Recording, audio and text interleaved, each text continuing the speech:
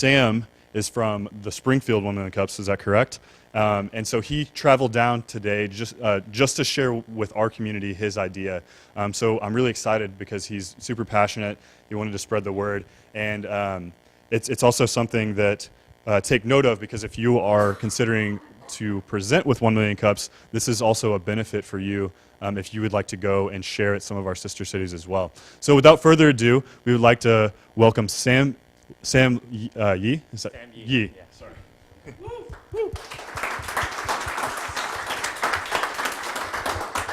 Hello, my name is Samson, and I'm with the Panda Laundry Factory. And Panda Laundry is the next revolution in wash and fold. And for those of you who don't know what wash and fold is, it's any service that'll do your laundry for you for a fee.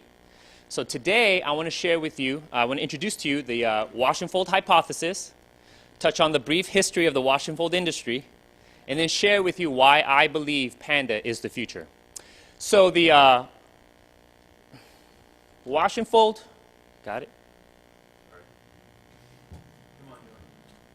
All right, so the wash and fold hypothesis simply states that most people,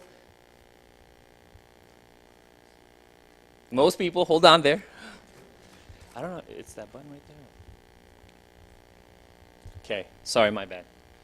I was pushing the wrong button, I guess. I don't know. So most people hate doing their own laundry and would much rather have somebody else do it for them. So with this hypothesis, we can assume there'd be a latent and untapped market demand for laundry service, and anybody who creates a wash and fold business to meet this market need would make money. But as simple as that sounds, there's a missing component there which we'll need to address in just a few minutes. So historically speaking, creating a profitable wash and fold business has always been the holy grail for laundry operators. And going as far back as the early pioneering owners of some of the earliest laundromats, we can see that they sought to capitalize on this latent and untapped market demand for laundry service when they implemented little counters and little windows in their laundromat locations, and they put up big signs that said wash and fold. And they believed that the signs would attract the customers and they'd make that money. But I'm going to venture to say that for most of us in this room, we don't ever really remember our parents utilizing a wash and fold service on a regular basis, if ever. No. So many years would pass and a whole new generation of operators would enter the industry. And they too saw this latent and untapped market demand for laundry service. So beyond the little windows and the little counters, they fully embraced the dot-com era and they build websites. And now this new generation of operators believe that the convenience of the websites would attract the customers and they're going to make that money. But I'm going to venture to say that for most of us in this room, we still don't use a wash and fold service on a regular basis, if ever. So here we are, firmly within the mobile generation, which seeks to alleviate all our first world inconveniences with an app. And of course, somebody's going to create an app for laundry. And as you can see from this infographic chart taken from a New York Magazine article, well over a dozen laundry by app companies have entered the marketplace in the last few years. Now we got tech guys who themselves have recently discovered this latent and untapped market demand for laundry service. And they believe if they build really cool apps, people are going to use it, and they're going to make that money. But when we revisit the wash and fold hypothesis, beyond the fact that we already know that most people hate doing their own laundry and would much rather have somebody else do it for them, the third key missing component we need to address is that most people would only utilize a wash and fold service on a regular basis as if and only if it was truly faster, better, and cheaper than doing it themselves. So when we look at the laundry companies that are in the marketplace today through this Panda hypothesis, we can better understand why these companies will continue to struggle to gain traction. None of these companies can do it faster. At best, it's a 24-hour turnaround time, with 48 to 72 hours being more of the norm. And no matter how much we all hate doing laundry, we can all begrudgingly do it faster than that ourselves. None of these companies can do it better. Specifically, when we talk about these laundry by app companies, they utilize a marketplace business model, which means that they'll take your laundry and then just outsource it out to the lowest bidding supplier. And that's just bad news for you and your laundry. On top of that, the marketplace business model does not allow for consistency in service quality. And we as business owners understand better than anybody that it's the consistency that drives customer loyalty. And none of these companies can do it cheaper. Minimum double, if not triple, what you would normally spend to do the laundry yourself at a local laundromat. Well, Panda solves all these issues because Panda is a magical bear. I'm kidding. Because Panda is the world's first systems-based, fully automated assembly production wash service that uses computer technology. So this right here is a design schematic for Panda's proprietary software, which controls its internal systems. And this is how the Panda system works. The customer sets his or her own wash parameters and preferences into Panda's forward-facing app, which is not a storefront, but an actual control panel for the service. Panda will then execute those exact instructions for your laundry as it moves through its system. Panda can do this because it takes advantage of the fact that the steps of the wash and fold process always follow a sequential order. The laundry always needs to be sorted before it's moved to an area to be washed, before it's moved to an area to be dried, before it's moved to an area to be hung and folded, before it's moved to an area to be packaged. So this entire linear movement of materials can then be automated with custom conveyors. The clothes can be tracked with RFID tags, and all of it can be controlled with this proprietary software. With the software in the system, Panda will be able to move at rapid speeds, which means that you'll get your laundry back in less than 2 hours. It'll always deliver high levels of consistent quality because the process is systems-based and not people-based. And all of it will be done for less than what you would have spent doing the laundry yourself at a local laundromat. So basically, Panda will wash, dry, fold, and package your laundry for you faster, better, and cheaper than you can do it yourself. This is the innovation of the Panda Laundry Factory. So Panda will scale through a traditional franchising model. We build a flagship prototype location and operate it for 2 years. We use that time to prove the concept, fine-tune the system, and to prove that we've tapped into this previously untappable latent market demand for laundry service. We franchise out to 100 locations in 5 years. If each location does $2.5 million in gross sales, which is 180 customer heads a day, or 7 to 8 customers an hour, Panda Corporate would achieve a valuation of well over $100 million at the end of year 5. At that point, we go to Procter & Gamble, and we ask them to acquire all of Panda's assets. P&G has shown that they want to leverage their brands through a franchising channel. We know this because they've established their Future Works division, as well as creating their wholly owned subsidiary, Agile Pursuits Franchising, which controls and operates all their Tide dry cleaning locations, all of which 1/3 is corporate owned. And I don't know about you, but I believe a laundry factory, maybe Tide Laundry Factory, is a much better brand fit for P&G with their brands like Tide, Gain, Dreft, Bounce, Snuggle than a dry cleaning establishment. So just as Henry Ford utilized assembly line efficiencies to revolutionize the auto industry, and the McDonald's brothers used it to help create the fast food sector, Panda seeks to create a similar revolution in wash and fold. So I'm here today to network with as many forward-thinking Razorbacks as would love to partner with a Springfield Panda to help change the way Americans do laundry. Thank you.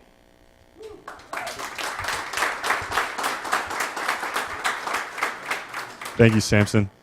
Wow, that's actually pretty inspiring that that's a big, hairy, audacious goal, and I think it's awesome that you're striving for it. So I'm hoping that y'all are inspired by that. So who has the first question? Yes.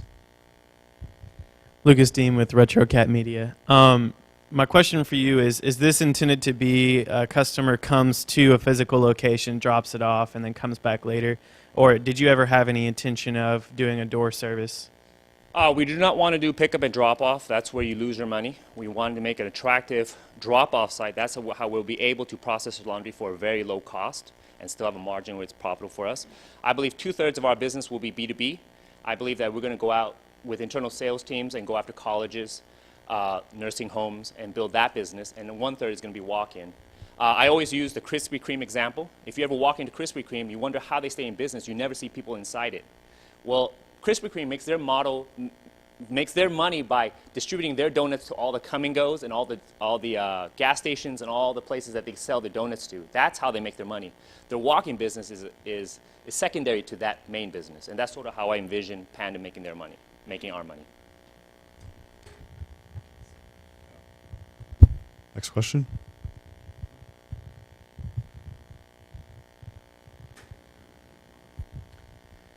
Hey, Sam, and this is Mike. Hey, I have to stop for a moment and say this is an awesome guy. If you get a chance to network him further, and I'm a huge Razorback fan, so that'll work for me. But you came down, and we actually had a ABC Huddle Hour scheduled, what, two months ago? Yes. Just got an email. This guy shows up, and we start to talk. And he starts to tell this concept, and it was really pretty awesome. And I said, well, where are you going to do this? And he said, I'm looking in Springfield, Missouri. but he said, I'd really like to also figure out some people in Little Rock who could help. And I said, why Springfield? And he said, because that's where I'm from. And he had literally driven down that morning, and I think this was an 11 o'clock meeting, so it was a pretty long drive. And I thought you were local. I had no idea. But this guy's so passionate and so driven on this concept that I know that, you know, we're going to be able to figure out how to make this work. Plus, the business model is pretty stinking awesome. Could you talk a little bit about how you know, your background and kind of, you know, where you came from and how you ended up in Springfield to do this? I'll pay you that 20 for saying all those things. Absolutely. But no, I'm actually from Los Angeles. I was born and raised. I was actually on my way to go to law school, but then I realized I didn't want to be a lawyer. So I moved out here when our family purchased a building in Springfield. That was my plan B as I figured out what I was going to do with my next phase. But while I was in Springfield running the motel, I noticed that the washing machines and the dryers weren't running when the housekeepers left. And it's my job to generate revenue for our family business. So I said, well, I'll start a wash and fold service for the local college. It started going really well, and I wanted to kind of expand and grow it. But what I realized right away was the way wash and fold is done today, there's no way to do it in volume and make it profitable unless you created a system to do it in volume and make it profitable. And so that's where the kind of aha moment where people talk about came in. And since then, I discovered I have a passion for laundry. I've always known I had a passion for laundry, and that's not a joke, that's the truth. I actually love laundry. And the part about innovating the first prototype facility and then fine-tuning the systems, that is the part I'm actually really excited about. I mean, once we have the ability to build that system and fine-tune it and find what works, that's the part I'm very much looking forward to, because I think laundry is one of those things that gets forgotten, but you know, it's one of those things that are just those daily tasks that we have to take care of that we just can't function without. And everything in our life is digital except our laundry. And so we need to digitize our laundry. That's what I believe. So.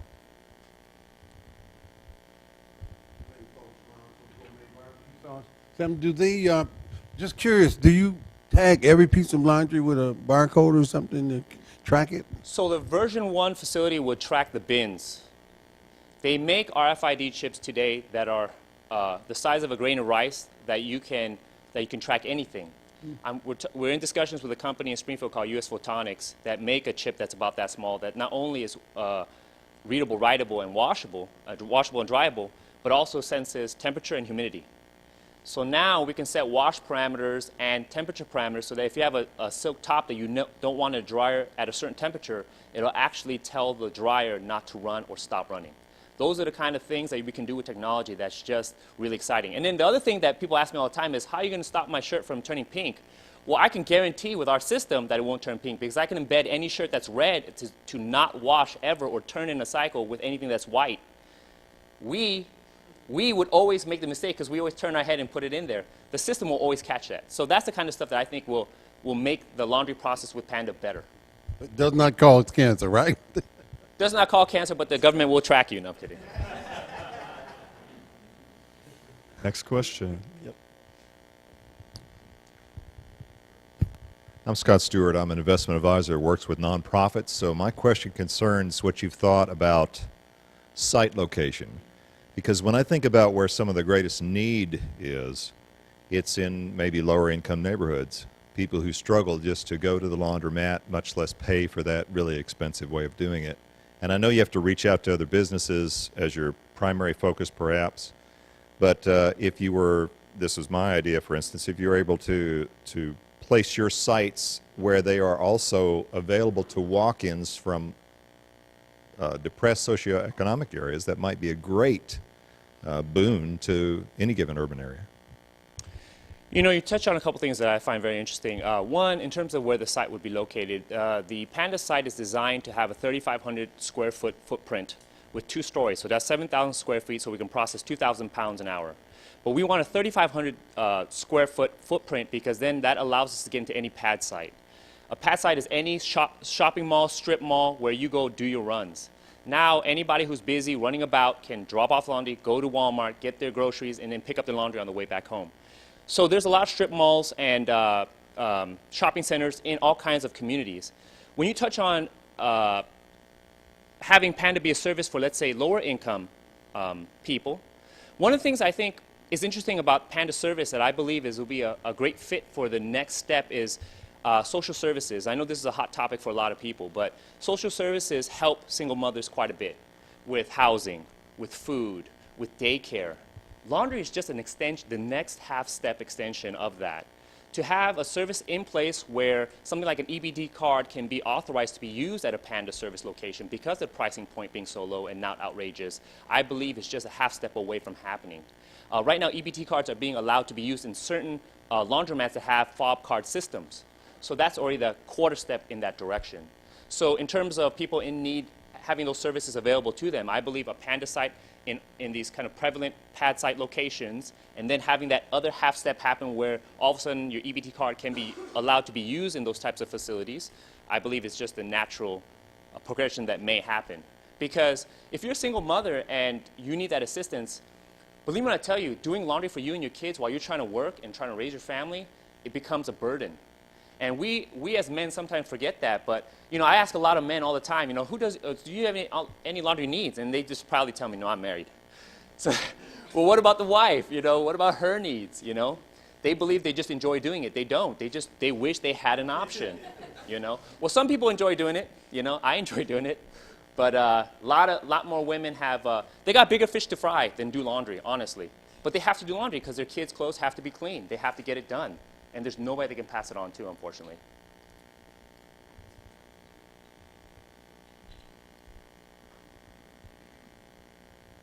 Hi, Terry Bessier with Know Your Finances. I've just got a real easy question. What about dry cleaning items? Panda is not a dry cleaning establishment. Panda is a wash and fold establishment. But who knows where Panda can go in the future?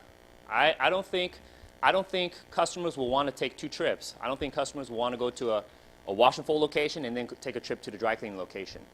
But for Panda to be successful, we have to focus on one thing first, build that system out, prove the concept, make it happen, and then build partner relationships with other dry cleaning locations or extend into dry cleaning at that point. Because it is a different process. Hey, Mike again. All right, so we've got several entrepreneurs who are in the audience who are growing their own thing out like you are. I mean, this is concept into, you know, feasibility, everything else. Can you talk a little bit about the process you're going through right now? I mean, you're traveling around this part of the country, pitching this. What's working, what's not? You know, how do you see this going in terms of raising the funds and getting it up and running?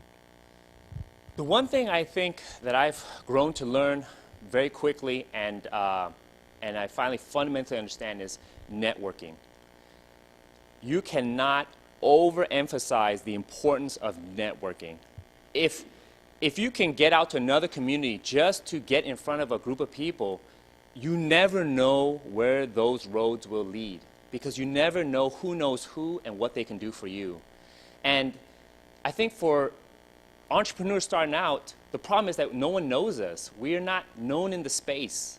Whereas a successful entrepreneur who has done it many times, they're already known and people are already watching for what they're going to do next. For us, we have to get in front of people and introduce ourselves over and over and over again. A lot of the reasons why I was excited to come down here, one, when I came down and met Mike, I was very excited to meet him. And when I was able to come down here, I was excited to meet the movers and shakers of Little Rock. So, you know, I don't come down to Little Rock that often, but when I do, I want to be able to maximize my time and meet the people that I know I need to meet. And that's why when I was able to get here, I was like, yes, you know, so very excited about that. But networking is the one thing I will say is the one thing that I kind of really understood as I went through this process. It really is about the amount of people you know and how you can access people. And, you know, like if you ever like approach venture funds, I'm sure a lot of us have, venture companies, right on their website, it's always, don't call us, get us an introduction, you know? And that's really a testament to that. If you're networking out there, believe me when I tell you, you will get an introduction to that particular venture firm or another firm, and it's just about getting out there. That's the one thing I really kind of picked up and really started understanding. I wish I knew that when I was younger. Yes. I'm Kathy McAllister. I have had the pleasure of spending quite a bit of time in the last year and a half in San Francisco, where my 29-year-old son lives and absolutely hates to do laundry. It's a burden and it's expensive. And I've also gotten to go to a lot of Shark Tank meetups out there. And I have seen so many presentations that weren't nearly as compelling as yours get funding. And I think in that environment where I would say 90% of the people who are going to these and their big meetings, they're having to do their own laundry or pay a real premium to have someone pick it up and take it and have it done. I think that would be a great place for you to maybe think about raising some money. Let's go. All right, we have time for one more question. Does anyone have anything? All right, I have one. This is an idea that involves both mechanical engineering and software engineering, and it's somewhat complex. Are there any times that you feel frustrated with the momentum or the progress that you're making? And I know that you're passionate about that, so how do you overcome that if you do have those moments of, frustration building it out? Well, I mean, first of all, I expect those moments. Yeah. And it sounds like a cliche, but you just keep doing it. You know what I mean? Like sometimes I go to events that I think, oh, this is going to be a great event, and I'm going to be able to access a lot of people, and it doesn't go anything close to what I thought was going to happen. I just go to the next event, And I believe this sounds so cheesy, but I believe that success is not about how great you are, but how persistent you are. Like, I mean, I'm not worried about being the smartest computer engineer or mechanical engineer. Like, that was not a fear when we were putting the system together. I wasn't afraid that I had no experience in mechanical engineering. I just knew that if I reached out to enough people and talked to enough people, I'd find the right people. And that's how I was finally able to put the team together, because of just asking and asking and going after and going after. And so, that's like the one thing that I'll say is just persistence, and just keep going forward. Because I just know it's going to get better. I mean, if I didn't believe it was going to get better, I wouldn't be an entrepreneur. You see what I'm saying? So. Awesome. So it's kind of tying into what Gabe said earlier, the make it until you make it. Yes. All right. Thank you. Samson, well, thank you so much for coming out. Give it up for Samson. One last thing before you take off. What's the one thing here? We're gonna get this back. What's the one thing we can do as a community to help you?